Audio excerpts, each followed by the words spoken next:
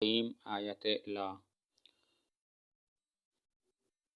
رموز اوقاف میں بعض آیات کے آخر میں لا لکھا ہوا ہوتا ہے، یعنی یہاں وقف نہ کریں۔ اگر قرات کے دوران ضرورت کی وجہ سے آیت لا پر وقف کر دیا جائے تو کوئی حرج نہیں ہے، نماز ہو جائے گی اور ماقبل سے دہرانے کی بھی ضرورت نہیں ہوگی، اور اگر ماقبل سے دہرا لیا تو بھی کوئی قباحت نہیں ہے۔ ہم بسا اوقات تلاوت کرتے ہیں تو آخر میں لکھا ہوتا ہے لا، یعنی آیت اختتام پذیر نہیں ہوتی، لیکن آیت کے درمیان میں لا لکھا ہوتا ہے، تو اس کا مطلب تو یہ ہے کہ یہاں پر وقف نہیں کرنا چاہیے، لیکن اگر وقف کر لیا تو بھی ٹھیک ہے، اور ماقبل سے پیچھے سے دہرانے کی ضرورت بھی نہیں ہے، اور اگر ماقبل سے دہرا لیتا ہے تب بھی ٹھیک ہے، اس سے نماز میں کسی قسم کی کراہت اور کسی قسم کا فساد لاحق نہیں ہوتا۔ ادعیہ و اذکار جلسہ وغیرہ میں ادعیہ و اذکار نوافل میں پڑھے، فرائض میں چونکہ امام کو تخفیف کا حکم ہوتا ہے، اسی وجہ سے امام جلسہ وغیرہ میں نہیں پڑھے گا۔ اس کا مطلب یہ ہے کہ نماز کے درمیان میں جو دو سجدوں کے درمیان بیٹھتے ہیں اس کو جلسہ کہتے ہیں، یا رکوع سے کھڑے ہوتے ہیں سمع اللہ لمن حمدہ کہنے کے لیے تو اس کو قومہ کہتے ہیں۔ تو یہ جو جلسہ ہوتا ہے یا یہ جو قومہ ہوتا ہے اس میں کچھ اور پڑھ سکتے ہیں، مثلا قومہ میں سمع اللہ لمن حمدہ اور ربنا لک الحمد کے علاوہ کچھ اور پڑھ سکتے ہیں۔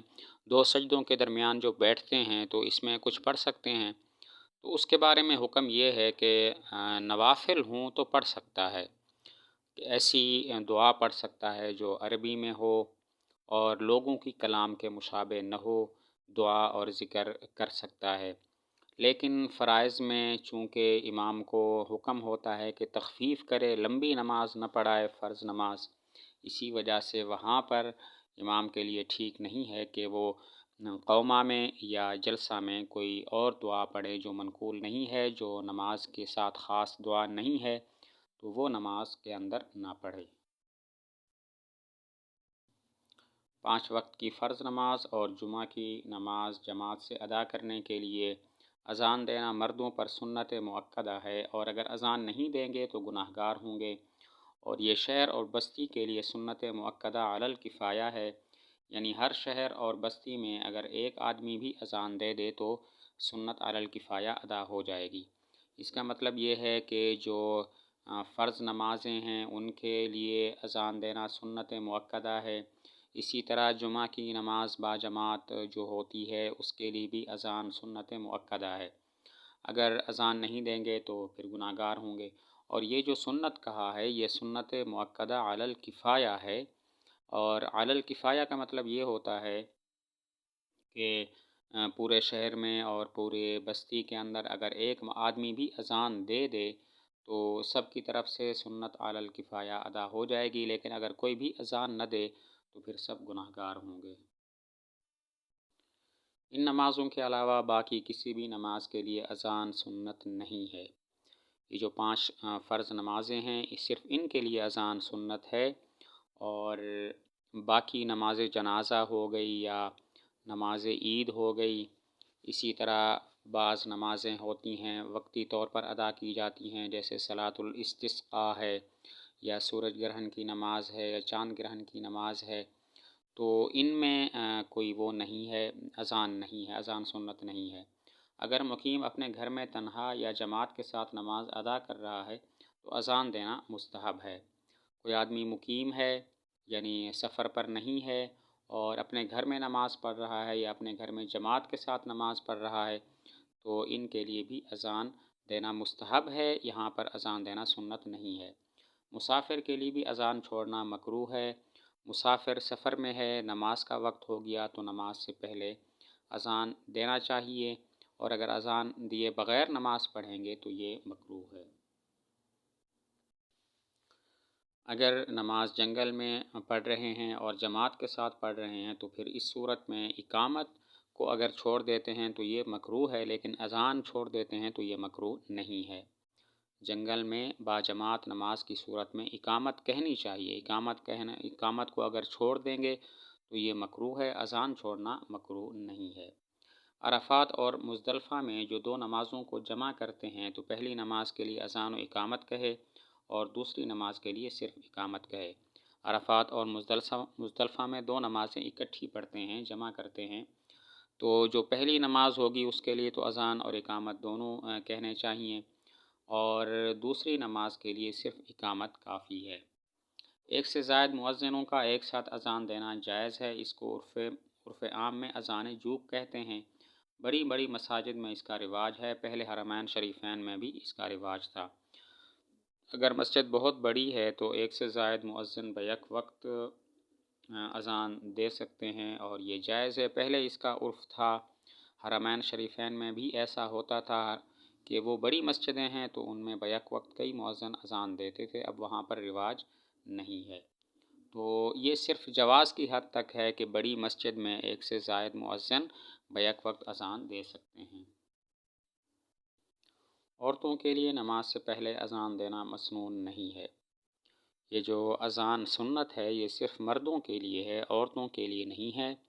عورتیں کہیں بھی نماز پڑھیں تو وہ اذان کے بغیر پڑھیں گی۔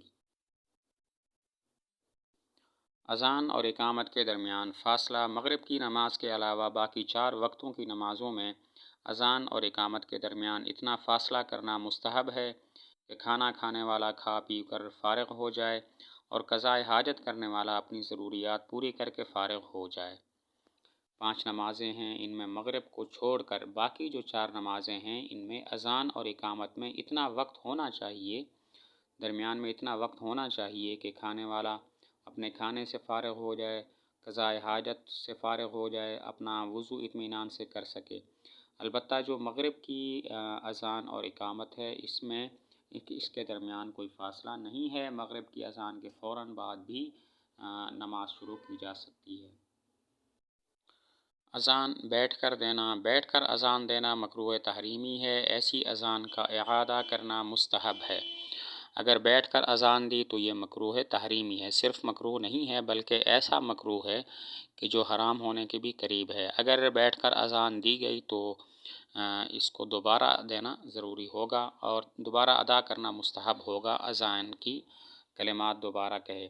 لیکن یہ اس شخص کے لیے ہے کہ جو مسافر نہیں ہے۔ اگر مسافر ہے اور اپنی سواری پر بیٹھے بیٹھے اذان دیتا ہے تو پھر یہ ٹھیک ہے، لیکن اقامت اس کو بھی سواری سے اتر کر اور کھڑے ہو کر کہنی ہوگی۔ اذان سے پہلے تعوذ اور تسمیہ کا حکم۔ اذان سے پہلے اعوذ باللہ اور بسم اللہ بلند آواز سے پڑھنا نبی کریم صلی اللہ علیہ وسلم، صحابہ کرام اور تابعین اور ائمہ مجتہدین سے ثابت نہیں ہے۔ یہ شریعت میں اضافہ کرنے کے مترادف ہے، اس لیے اس سے پرہیز کرنا ضروری ہے۔ البتہ اگر آہستہ پڑھا جائے تو کوئی حرج نہیں ہے۔ اذان سے پہلے یا اقامت سے پہلے اعوذ باللہ یا بسم اللہ بلند آواز سے اگر پڑھا جائے تو پھر یہ ٹھیک نہیں ہے۔ نہ تو یہ حضور صلی اللہ علیہ وسلم سے ثابت ہے، نہ صحابہ سے، نہ تابعین سے، نہ ائمہ مجتہدین سے۔ یہ تو شریعت میں اضافہ کرنے کے مترادف ہے کہ شریعت میں کوئی چیز نہیں ہے اور آپ اپنی طرف سے کچھ اضافہ کرتے ہیں، لہذا یہ ٹھیک نہیں ہے۔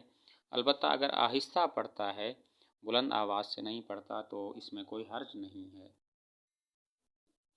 اذان کا جواب نماز میں دینا۔ نماز کے دوران اذان کا جواب دینے سے نماز فاسد ہو جاتی ہے۔